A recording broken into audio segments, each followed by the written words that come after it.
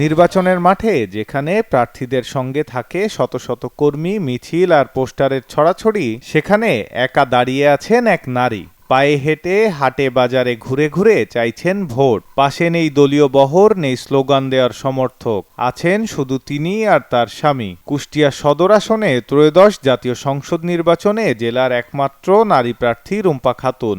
যদি তোর ডাক শুনে কেউ না আসে তবে একলা চলো রে। আমি একলাই চলছি, আমার স্বামী আছে আমার সঙ্গে, আমার 2-1 কর্মী আছে, আমি একাই চলছি। বাংলাদেশ রিপাবলিকান পার্টির মনোনয়ন নিয়ে হাতি প্রতীকে ভোটের লড়াইয়ে নেমেছেন এই প্রার্থী। কুষ্টিয়া সদর আসনের ভোটারদের কাছে পৌঁছাতে দিনরাত এক করে ঘুরছেন গ্রাম থেকে মহল্লায়। গলা ফাটিয়ে একটাই আবেদন, হাতি মার্কায় একটা ভোট দিবেন ভাই। কিন্তু এই প্রচারণায় নেই কোনো দলীয় কর্মী কিংবা সমর্থকদের ভিড়। পাশে আছেন শুধু তার ব্যবসায়ী স্বামী আব্দুল হালিম। তিনি কখনো সঙ্গী, কখনো চালক, কখনো ভরসা। আমরা দুজন, আমি আর আমার হাজবেন্ড। সে জায়গা থেকে আমার হাজবেন্ড আমাকে 100-100 হেল্প করে। আমার আসলে ওইভাবে সংসার সামলানো লাগে না, আমরা দুজনই কাজ করি, কাঁধে কাঁধ মিলে কাজ করি। এবং আমি চাই আমাদের সমাজের নারী পুরুষ সবাই কাঁধে কাঁধ মিলে কাজ করুক। সুখেও আছি, দুঃখেও আছি। নির্বাচন প্রচারণে ভালো লাগতেছে, যারা উৎসাহ দিতেছে শুনলেও ভালো লাগে, তারও ইচ্ছা জনগণের সেবা করবে, এরকম কিছু দেখলে আমারও ভালো লাগে, তাই তার সাথে সহযোগিতা করি। রুম্পা খাতুন বলছেন, ঘুণে ধরা সমাজ ব্যবস্থাকে বদলাতে তার রাজনীতিতে আসা, কিন্তু সেই পথ সহজ নয়।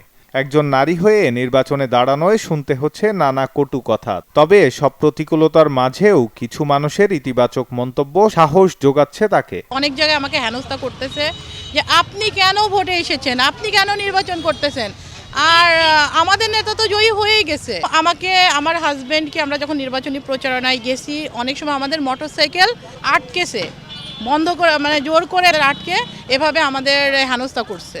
নিজে একজন উদ্যোক্তা রুম্পা খাতুন লোকবল ছাড়া প্রচারের বিষয়টি আক্ষেপ নয়, বরং বাস্তবতা হিসেবে দেখছেন তিনি।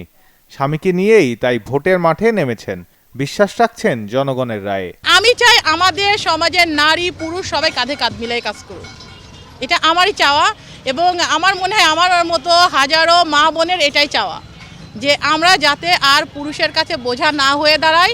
সচেতন নাগরিক সমাজ বলছে, নির্বাচনে নারী প্রতিনিধিত্ব বাড়ানোর কথা বলা হলেও বাস্তবে নারীরা নানামুখী সামাজিক প্রতিবন্ধকতায় পিছিয়ে পড়েন। দলীয় সমর্থন, অর্থনৈতিক সক্ষমতা এবং মানসিক বাধাই বড় চ্যালেঞ্জ। কুষ্টিয়ায় নির্বাচনী মাঠে রুম্পা খাতুন তাই শুধু একজন প্রার্থী নন, তিনি একা দাঁড়িয়ে থাকা একটি প্রশ্ন। নারী কি শুধু কোটা পূরণের সংখ্যা, নাকি নেতৃত্বের সমান দাবিদার? এই প্রশ্নের উত্তরই হয়তো পাওয়া যাবে ভোটের দিন। অভিক চক্রবর্তী, চ্যানেল 24।